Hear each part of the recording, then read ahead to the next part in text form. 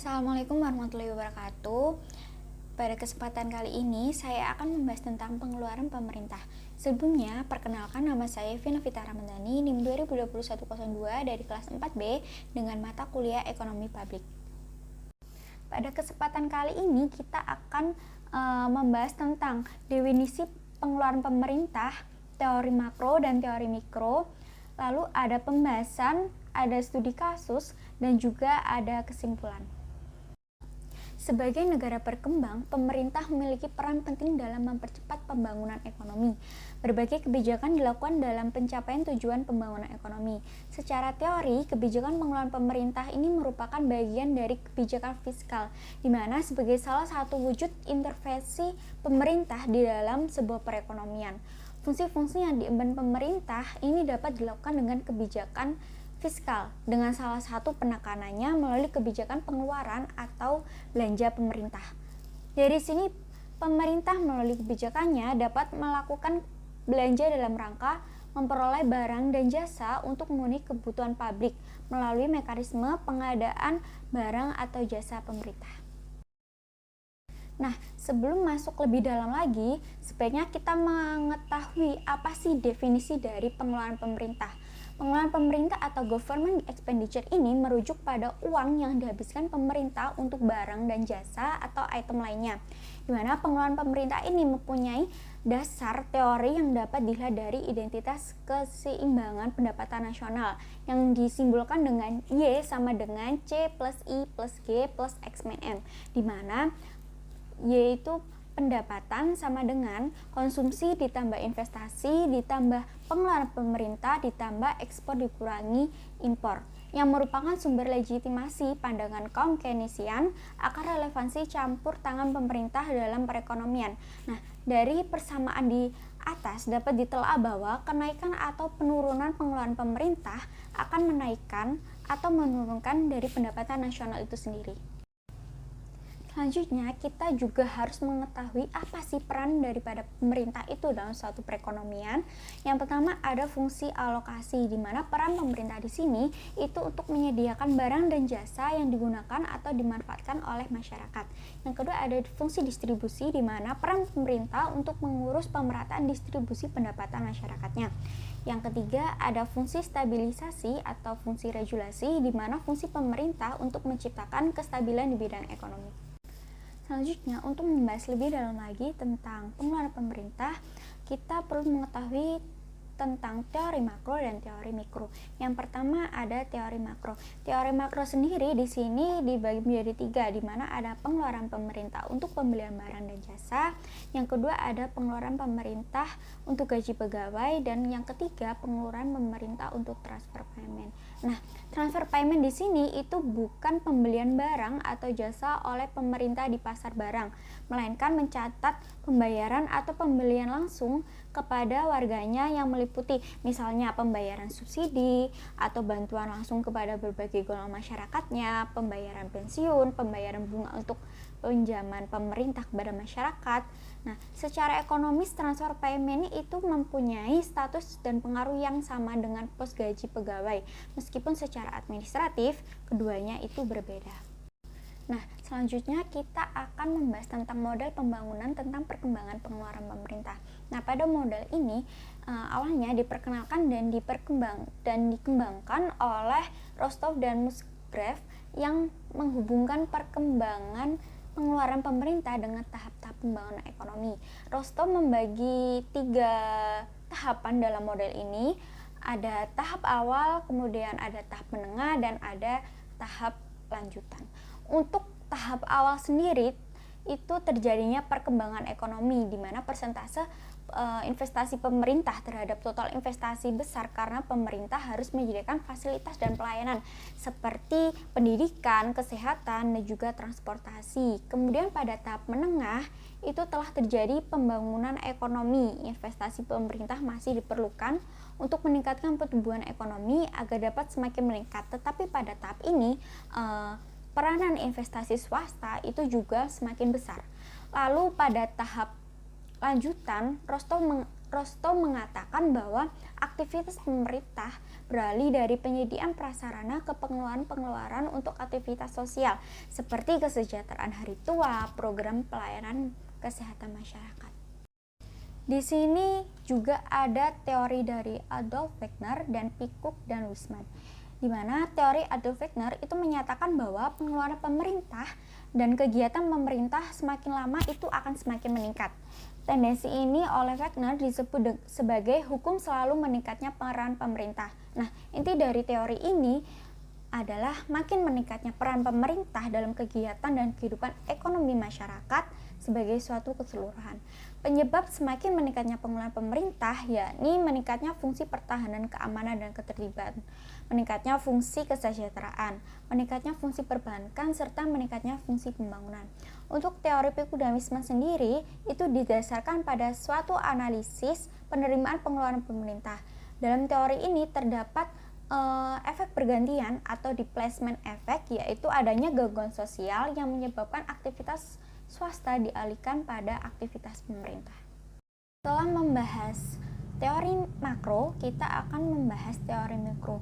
Dalam tinjauan mikro, perkembangan pengeluaran pemerintah adalah untuk menganalisis faktor-faktor yang menimbulkan permintaan akan barang publik dan faktor-faktor yang mempengaruhi ketersediaan barang publik. Interaksi antara permintaan dan penawaran akan barang publik itu menentukan berapa sih jumlah yang barang publik yang akan disediakan melalui anggaran belanja. Dan ini bisa dirumuskan dengan dua yang sudah ada di PowerPoint. Yang pertama ada penentuan permintaan, di mana U pangkat I sama dengan F kali GX, di mana G itu vektor dari barang publik dan X merupakan vektor barang swasta. Yang kedua bisa juga ditentukan dari penentuan tingkat output, di mana UP sama dengan G kali X kali G kali S, di mana S itu merupakan keuntungan yang diperoleh politisi dalam bentuk materi atau pangkat atau kedudukan, lalu G itu merupakan vektor barang publik dan X merupakan vektor barang swasta.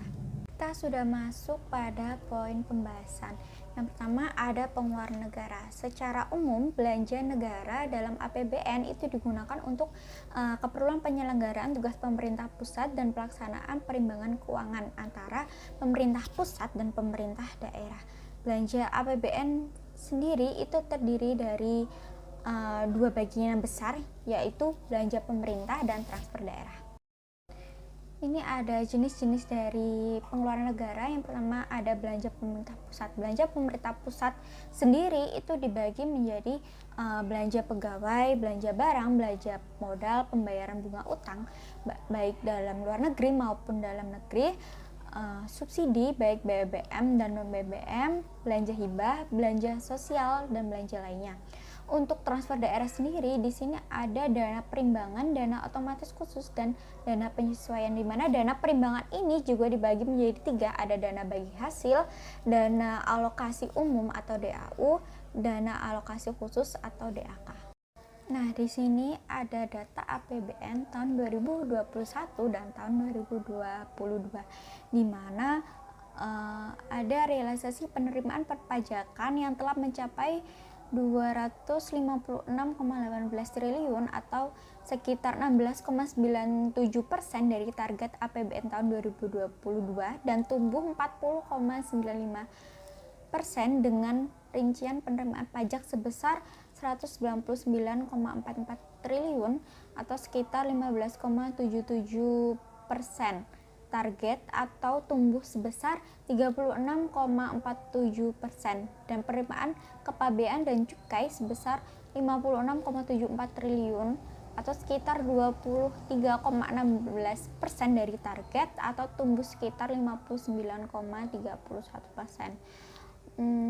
Untuk berdasarkan realisasi pendapatan dan belanja negara sendiri, APBN tahun 2022 itu sampai dengan mengalami surplus sebesar 19,71 triliun atau sebesar 0,11% terhadap PDB. Sementara itu, realisasi pembiayaan anggaran sebesar 83,96 triliun sehingga hal ini terdapat kelebihan biaya anggaran sebesar 103,67 triliun. Setelah membahas tentang pengeluaran negara, kita juga akan membahas tentang pengeluaran daerah. APBD atau Anggaran Pendapatan Belanja Daerah itu merujuk pada Undang-Undang Nomor 21 Tahun 2011 yang diartikan sebagai rencana keuangan tahunan pemerintah daerah yang dibahas dan disetujui bersama oleh pemerintah daerah dan DPRD serta ditetapkan dengan peraturan daerah setempat. APBD sendiri biasanya digunakan untuk berbagai jenis pengeluaran. Tahun anggaran APBD ini meliputi masa 1 tahun, dimulai dari tanggal 1 Januari sampai dengan tanggal 31 Desember, di mana periode ini merupakan periode yang sudah ada ketetapannya. Nah, selain pengeluaran negara yang mempunyai anggaran, pengeluaran pemerintah itu juga pasti mempunyai sebuah anggaran. Karena sudah disebutkan tadi, di sini itu ada jenis-jenis anggaran dari pengeluaran pemerintah. Ada anggaran belanja rutin dan anggaran belanja pembangunan. Untuk anggaran belanja rutin sendiri dibagi menjadi beberapa, ada belanja DPRD, belanja pemerintah daerah, ada belanja pegawai, ada belanja barang, sampai dengan pengeluaran tidak terduga.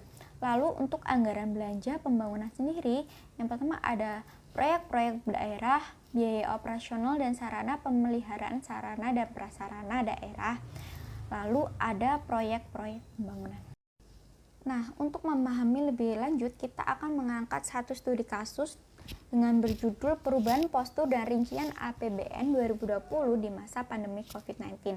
Dengan adanya pandemi COVID-19, pemerintah Indonesia telah bersiap dan menyiapkan berbagai strategi untuk melakukan penanganan, seperti penambahan anggaran di sisi kesehatan, bantuan sosial, dukungan industri, dan pemulihan perekonomian nasional, serta kebijakan di sisi keuangan daerah dan sektor keuangan.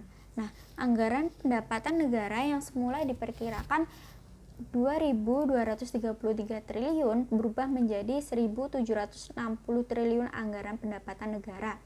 Ini terdiri dari penerimaan perpajakan sebesar 1.462 triliun, penerimaan negara bukan pajak sebesar 297,75 triliun, dan penerimaan hibah sebesar 498,74 triliun.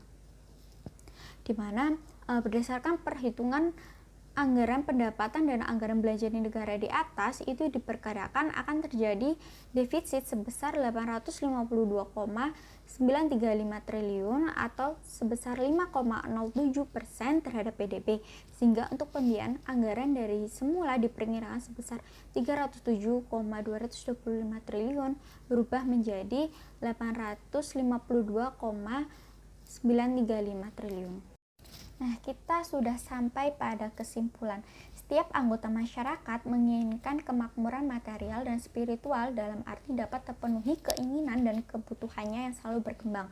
Maka bagi masyarakat sebagai keseluruhan menghendaki keamanan termasuk kestabilan, keadilan, dan kemakmuran. Di sini pemerintah dalam kegiatannya ditujukan untuk mencapai tujuan tersebut agar kebutuhan masyarakatnya itu terpenuhi. Dalam pelaksanaannya digunakan barang-barang dan jasa dengan berbagai bentuk termasuk berupa uang. Nah, penggunaan uang untuk melaksanakan fungsi pemerintah inilah yang dimaksudkan dengan pengeluaran pemerintah. Pengeluaran pemerintah itu biasanya direncanakan jauh lebih dulu. Jadi pemerintah membuat daftar anggaran yang akan dikeluarkan setiap tahunnya, yang Indonesia sendiri dijabarkan dalam APBN. Pengeluaran pemerintah sendiri itu juga dibedakan menjadi dua, yaitu pengeluaran negara dan pengeluaran daerah yang masing-masing mempunyai struktur pengeluaran tersendiri dan berbeda. Sekian dari pemaparan materi. Semoga apa yang saya sampaikan akan bermanfaat dan bisa sampai kepada pendengar. Saya ucapkan mohon maaf bila banyak kata yang salah atau dalam penyampaian materi yang kurang. Saya mohon maaf. Terima kasih. Wassalamualaikum warahmatullahi wabarakatuh.